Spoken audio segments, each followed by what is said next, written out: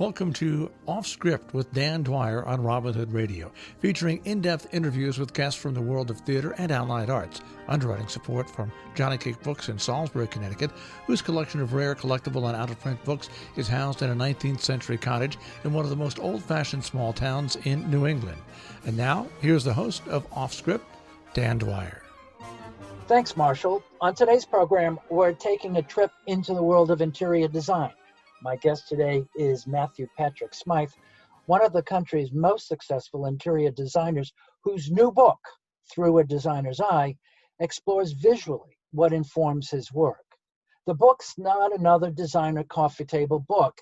It's unique for two reasons. First, it presents Matthew's own splendid photography, pictures that he's taken from his own backyard here in Salisbury, Connecticut, to the streets of Mumbai, for example, with photos of the residents he's designed. And second, it's the premiere presentation of his own house here in Salisbury, which he stunningly transformed from a very dreary prefab structure built in the 1970s. Welcome, Matthew. Hi, thanks, Dan. So it seems like yesterday, but it was back almost 10 years, 2011, you had your first book called Living Traditions. Yeah. And that was a success. I think it went into several printings. It did. And when you talked for a long time about doing a second book, but you wanted to do something different. So tell us what went into the thinking of this new book and why is it different? Well, I just didn't want to do Living Traditions Part 2. I wanted something that was more unique, a little bit more updated. And a lot happened in the last 10 years with the industry, with me, the way the iPhone became part of my life, part of everybody's life, but also using the phone to take pictures.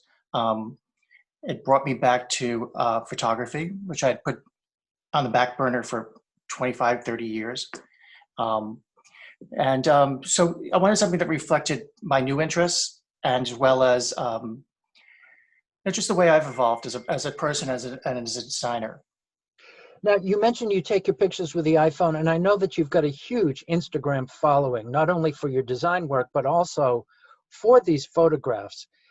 Without the benefit of the book, because we're a radio program and an audio podcast, describe how, which I think is the most unique aspect of the book, how you incorporate your photographs with photographs of the residences that you've designed. Right. So all the square photographs in the book are photographs that I took with the iPhone, not any other camera.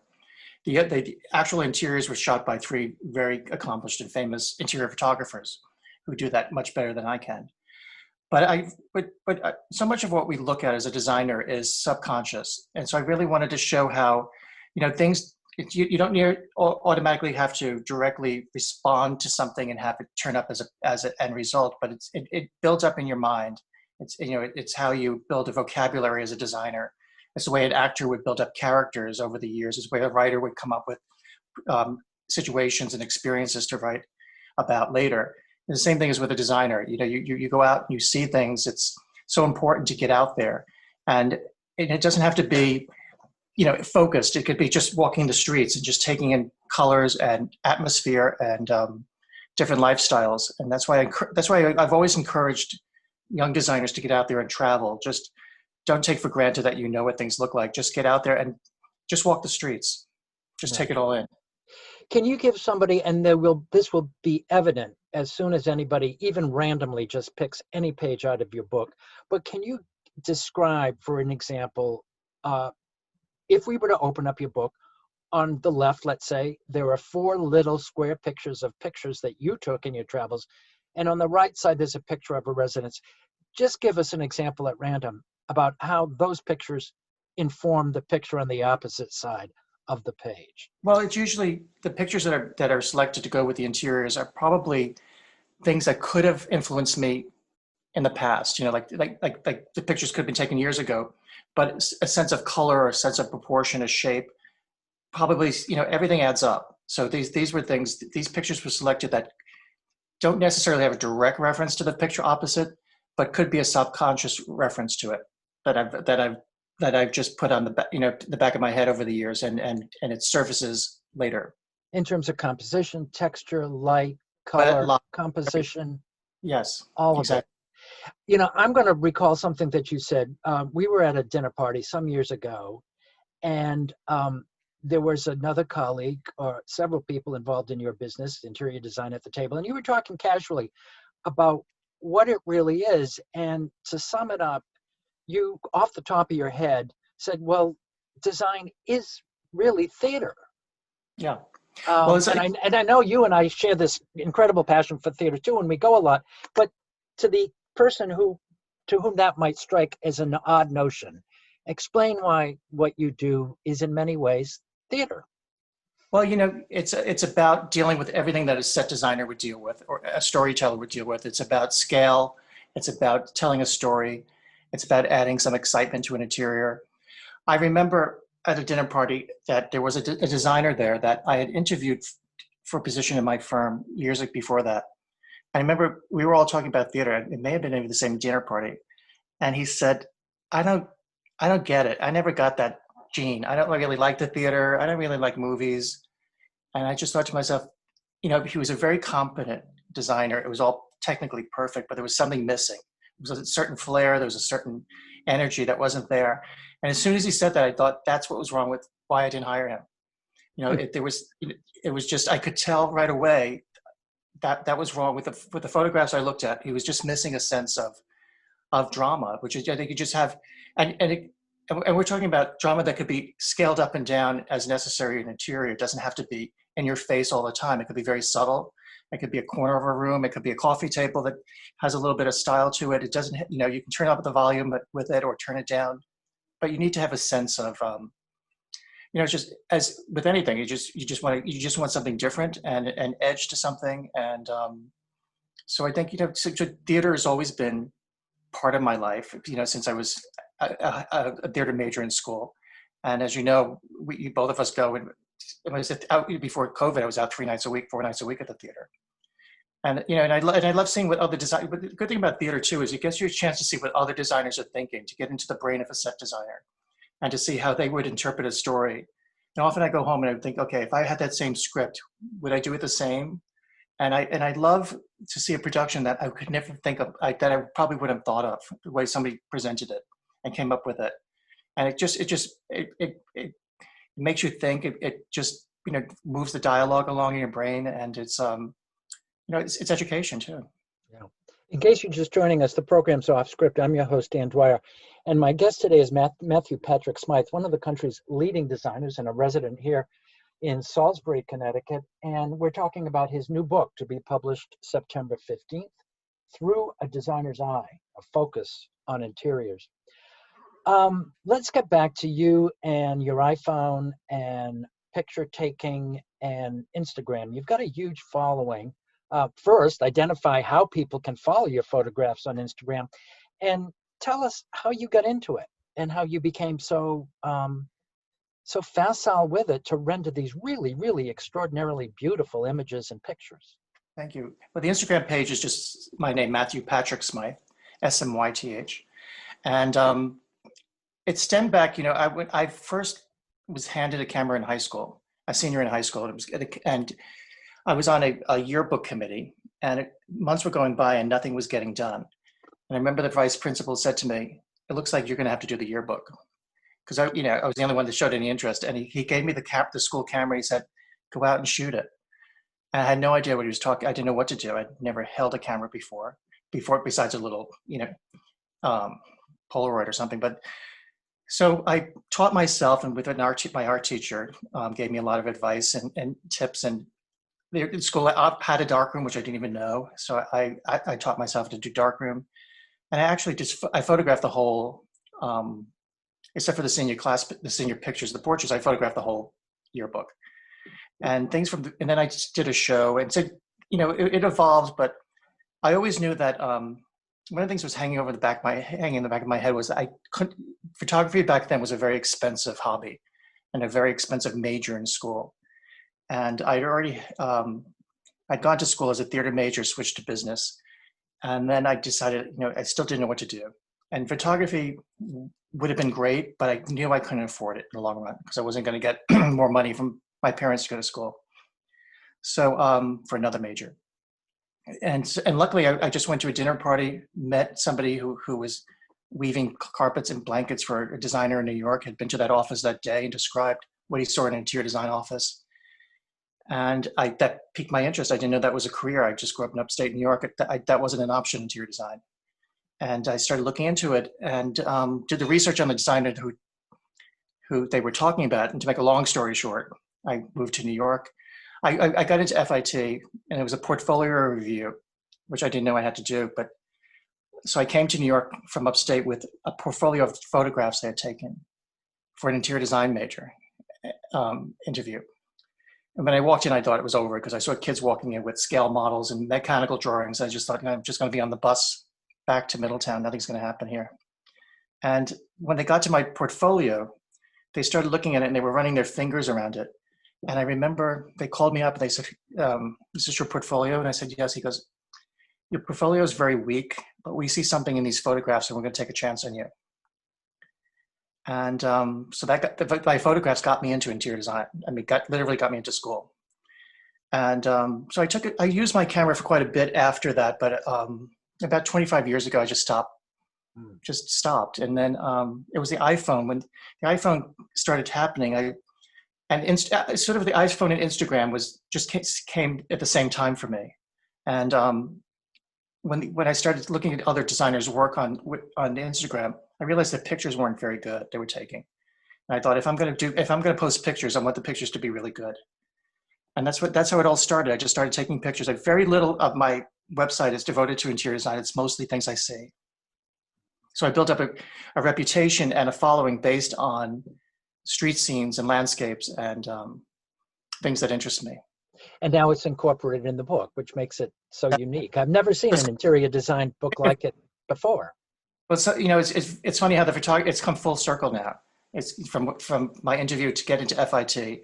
40 years later, I come out with a book that has the photography and interior design. Exactly 40 years, because it's 40 years ago I graduated from FIT this past June.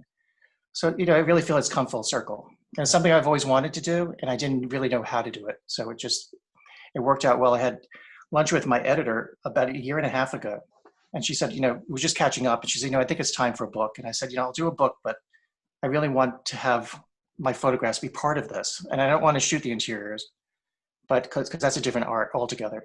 And but I said, I really, if I'm going to do something, I really want to branch out and just show a little bit more range than just picking fabrics and colors. And so we brainstormed and came up with this concept. And then Monticelli Press luckily said, if you can get it to us by October, which was the past October, we'll get it out for September.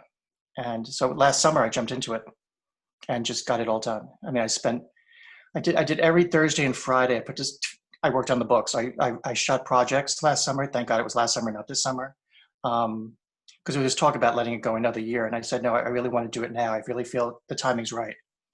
And so I just jumped into it. And luckily everything worked. Judith Nassiter, who helped me write the book, she was available. She's brilliant. Doug Tertian, the art director, was available. And everything just happened. It happened really fast. But it happened fast, but I was very happy with the results. I have no complaints. Yeah, it's a beautiful book. Before we talk about your house, which really is, I think, the most extraordinary aspect of the book for a specific residence, although all the other things you present are lovely too. Talk about the range of kind of projects and how many residences are pictured in this book. There's about 8 residences altogether, 8 or 9, and it shows a range of work. I think I don't have. People don't come to me because they say there's a Matthew Smyth look. There is and there isn't. I think what people, the takeaway from looking at my book and seeing the different types of interiors that I work on is maybe a sense of appropriateness and quality. And that's what I want people to see, especially when, if always with my portfolio, I would explain to a potential client that you may not see something directly there that you want to live with, but you can see that I can do it. Mm-hmm. And that's what I'm hoping that people would see with this book. But Yeah, so there's a range of work here, and it ends with my house. My house is on the cover, and it ends with my house, and which is a very different project than the last book. Also had my house on the cover, but it's a very different house. It's a very different experience, and Let's talk about that, because you moved from a splendid 19th century federal style house just off the green in Sharon, Connecticut, and you became fascinated with a 1970s prefab, one yeah. story, on a rather distressed and tired property in Salisbury. Oh yeah. Walk us through that. And what was the first time you walked into that house and said, holy gosh, can I do something with this or what? Well, it was very strange. You know, I'm always, no matter where I go, I always have to look at real estate. And even though I was very happy in Sharon, I had no intentions of moving. I love the house, and I just thought, you know, but I'm always curious what's selling, what's on the market, and maybe I'm always looking for a new project. But there was a house that I kept my eye on, and it looked, I could tell it needed everything from the photographs, but at the same time, it had some interesting lines to it. I had no idea where it was because I never really looked that far. And then I remember it was a Saturday afternoon in the fall, and This I is looked about at 6 years ago now, right? it was 5 years ago, Yeah. and the price dropped a lot. You know, so I was curious. So I called Elise Harney Morris, who had the listing, and I said, "What's the scoop?" And she said, "Well, the owner died, and he was very generous. He left the house to his caretakers, and they've been renting it out all these years for the last 15 years, but they haven't been putting any. They haven't had the money to put into it, and you know, the renters they're getting, they're not crazy about, and they realize this house is at the last edge where that, you know, something has to be done with it." So I went over to see it that morning, and I bought it that afternoon. I just walked in, and I knew I wasn't looking back. When I look back at the photographs now, the before pictures, I thought, what were you thinking? But at the time, I wasn't anxious. I just knew, okay, I can deal Describe with it. what it looked like. Well, it was a 1970s ranch house, and had some good lines to it, but there was an old broken jacuzzi, lots of shag carpeting, a lot of wood paneling, not in great shape. The floors had been stained. The roof was leaking. You know, I remember when I had inspected, the inspector came. You know, there's a crack in the bathtub. I thought, well, that should be the least of my problems. You know, that's fine. So, and the grounds were just overgrown. They had not been taken care of. The man who built it, what I liked about it, I felt, I hate that it sounds like new age, like good energy, but it did have it for me. And then I found out the man who built it, everybody loved him, and he was famous around town, and he was obviously very generous because he left it to his caretaker. So I felt that this was a happy house at one time, and he obviously enjoyed it because from what I hear, he was an airline pilot, and if that shared carpet could talk, but it needed everything, and so I was fine with it. And I took the viewpoint that I'm very happy where I am, and I'll fix it up, and then I'll make a decision where to go. Either I'll stay put in Sharon or I'll move there. So the first thing I did was I took all the existing walls down because I needed to see the structure, what was underneath, because it was a very complicated ceiling layout. So I needed to see where the support beams were. So first thing I did before I designed it was take all the sheetrock off inside. And then I just sat there and designed it and sketched it up. I hired John Hurley to help me with it. And it was a fun process. And then so that work started in November. And in March, it was 80% done. And I said to myself, I'm moving. I'm definitely going here. So I called Elise, and we put my house in Sharon on the market the week of Trade Secrets. And it sold 2 weeks later. And I was in here. That August. Everything happened really fast. The transformation is really quite remarkable. I mean, I guess in place of the hot tub, you've got this splendid master suite and bathroom. But I think the most incredible transformation is how you took basically a really obvious two-car garage and turned it into a splendid personal studio. And the thing that strikes me as most inventive about that is that I've never seen a two-car garage so thoroughly transformed into something that will never again make it look like a two-car garage. You would never Every other place I've been to, people have taken a garage and done it over. It still looks like a two-car garage. How did you do that? Well, Well, that was the challenge, and it was about keeping the materials the same as the rest of the house and keeping that flow going. I only have two colors in the house. I have that off-white color and the charcoal bronze color, but there's only two colors, so everything sort of connects. And there was also another garage on the property that he kept for his boats, and so that's my garage now, technically. But no, it was a challenge that I wanted. Having grown up in upstate New York in the '70s, I was very familiar with the ranch house style, and I thought one of these days I want to take the ranch house challenge, and see what I could do with it. And that's why I was attracted to this house in the first place, and that's why I was so eager to see it that day. And so I took the challenge. It worked. There were times I didn't realize that how many people were so polite when they came to see it before, who told me later, we thought you absolutely lost your mind. In case you're just joining us, the program is Off Script. I'm your host, Dan Dwyer, and my guest today is Matthew Patrick Smyth, one of the country's leading interior designers, whose new book, Through a Designer's Eye, that publishes September 15th, features, among other the residences that he's worked on, his own, which is a transformation of a 1970s prefab in a wooded area with a great setting in Salisbury, Connecticut. This is an off-the-wall question that doesn't have anything to do necessarily with the book, but how do you, because you visit so many houses, people who are your clients or not, how do you not take a busman's holiday? Is it possible for you to walk into a space, private or public, and react to it positively or negatively, and Yes. think about what you would do with it instead? If I'm not asked what to do with it, I don't think about what to do with it. Good. How did you train yourself to do that? Because I would think that the instinct would be to think about what you would do with it. No, but I'm also, maybe it comes back to theater design and frustrated theater design. I'm always fascinated how people live in their houses and who they are and what they choose to live with. So it's not for me to judge. They shouldn't have that if that's what they like. I'm happy when people are happy in their homes. I think I don't care, where the furniture came from or, the pedigree of anything. As long as they love it and they're enjoying it, who am I to say? If they hire me, then I can come up with some opinions. But without that, no, I can turn it off. I can really I can enjoy it from their perspective, because I think when I walk into a room, I can always see a room 5 different ways, and depending on the clientele. So for me, it's about the person who lives there. So when I go to somebody's house, if they're comfortable there and they're surrounded by things they love, then that's all we can ask for.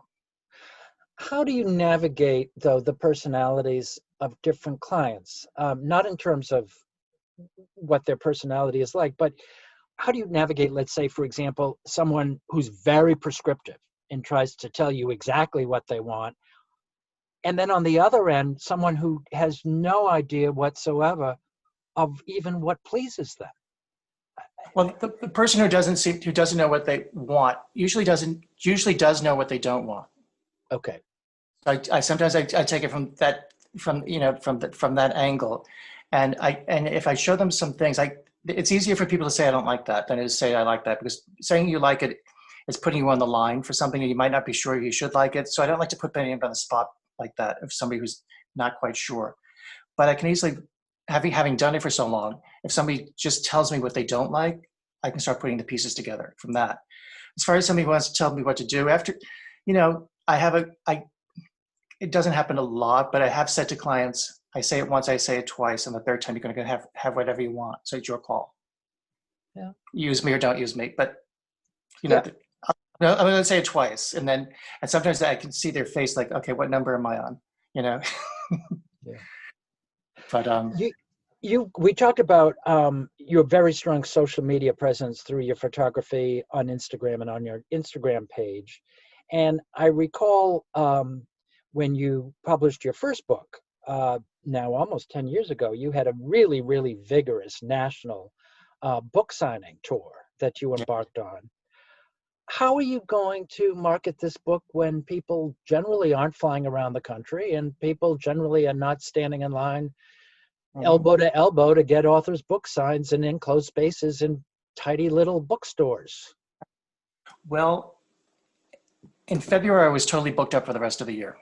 I had book signings from Louisiana to Los Angeles, San Francisco, everything was set up, Atlanta, Boston, Chicago. But that's all out the window now.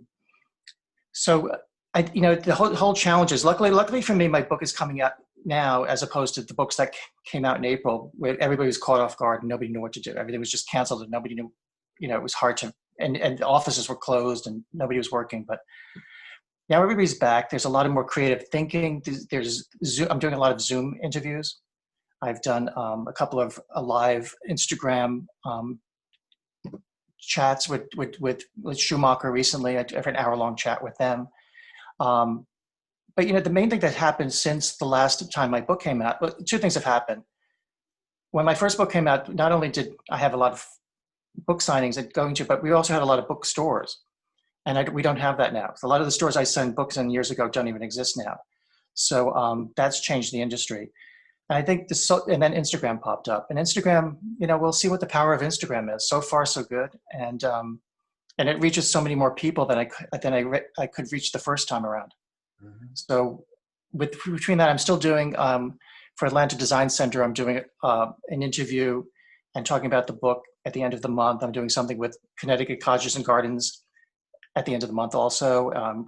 For the California Decorative Art Society, I'm doing a Zoom interview in December, and then there'll be book signings connected with that. And as people ask me to do book signings, I'll do them. If it's, if they can pull it off, it's great. I'm game, but it is different. It's going to be very different. I was going to see how, we just have to be a little more creative, and I have to get out of myself and push my book, which, is always feels a little weird, but it's my job now. Let's talk about the pandemic. It's changing all aspects of everybody's life. How is it going to change the way people create homes, create their own personal spaces? Well, I think the and how market. does design react to that? Well, I think for the design industry, it's going to be pretty good. I think there's a lot of people have stayed home in their homes, and the ones who have put off doing things. I can't tell you how many people said, I need to reupholster everything. I got red wine over all the furniture. Everybody's tired of where they are. Even so anybody who's thinking about was putting it off for a long time now wants to get back on track with this and get it done. I do think that, and also I think for you talked about people who want to control everything. I think there will be a lot more people who are going to respect interior designer as a profession, because the main luxury we have in life is time. And why not hire somebody who can do something for you and give you more free time to be with your family and do what you want? And so I think interior designers are going to be, especially for I tell young designers to hang in there. It's going to be fine for them. And so, the home is going to be, we've always talked about the home being important, but it wasn't because everybody was still running. Kids were running off to school. People were taking trips. Everybody's hopping on a plane. That hasn't happened. It'll get back to that eventually, but I think it'll be at a slower pace. And I do think that there'll be more concentration on making the home work, not only just for family, but for working. So, because so many people, even if they do go back to the office, semi back to the office, there'll still be moments where they have to work from home, because that'll change. The way our attitude towards working at home has changed. It's not a luxury anymore. As we get near the end of this program, I wanted to comment on the end of your book, which is, I think, in some ways the most unexpected and also the most charming part of the book. And it's headlined Giving Back. And it has the most unexpected pictures of the most unexpected room we don't associate with Matthew Patrick Smyth. Tell us about it and what giving back really means. Well, I'm glad you like that, because I didn't fight for it. We didn't have to fight very hard. They gave in fast, but everybody said, "Oh no, that picture's going to break the mood." I said, "No, it's going to just top it all off." 4 or 5 years ago, I was asked by Anthony Barada, a fellow interior designer, to get involved with the Ronald McDonald House in Long Island. He had done it about 20 years before, and it was time for a redo. So he thought of asking designers to take spaces. So I went out there. Bunny Williams had a beautiful lobby and reading room, and a lot of designers, Jamie J, got involved. And so we had to go out and pick out our rooms. And I saw one room, and we had to do choice 1, 2, and 3. And I put down Mets room, Mets room, Mets room. And there was Mets, a tire. like the Met, like the baseball. New York Mets. Thing. Yeah, the owner of the Mets was on the board of the hospital. So there was a Mets room, but it was bad. It was just decals on the wall, bad Barker lounger furniture, nothing. So I said, I just thought to myself, if you've done every other kind of room, you've never done a New York Mets room. This is your challenge. So I took it on. I had great fun with it. And also the best thing about the room was that in a local story, I needed a carpet and I needed orange and blue. Like Yankees colors are easy, Mets is hard, that orange and blue combination. So I couldn't find it in New York. So I go to Ron Legel in Canaan. So I said to Ron, I need an orange blue carpet. So he's pulling out all these books and I'm getting like rashes from the books. And he finally says to me, what do you want it for? And I said, because I'm doing a New York Mets room. Now I also backtrack. I've been working with the marketing department of the Mets who had no help at all. So they didn't know anything other. So he said, why don't you use the Mets carpet? So what are you talking about? And he pulls out this book and there was a carpet company that made all the carpets for all the teams. And that made the room. That really, it would have been a fine, good room, but Ron Legel saved the day. And I talk about him in my book. Yeah. Finally, the book is published September 15th, available through whatever your online ordering site is, as well as local bookstores, and very locally. The book will be available at Johnny Cake Books in Salisbury, and you've kindly agreed to make personalized signed copies available through Johnny Cake Books. Yeah. Starting. And if anyone wants to give her a gift, just leave word with Dan. I'll write anything inside. Great.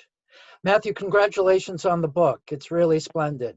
And all the best with it. And thank you for joining us on Off Script. My pleasure. And thank you all for listening. Until you tune in the next time, wear your mask, wash your hands, keep a safe distance, and everybody be nice to each other, take care of each other. Thanks for listening. Underwriting support for Off Script with Dan Dwyer from Johnny Cake Books in Salisbury, Connecticut, whose collection of rare, collectible, and out-of-print books is housed in a 19th century cottage in one of the most old-fashioned small towns in New England. Off Script with Dan Dwyer is also available via podcast on our on-demand page, robinhoodradio.com. Click on On Demand, and then click on Off Script with Dan Dwyer.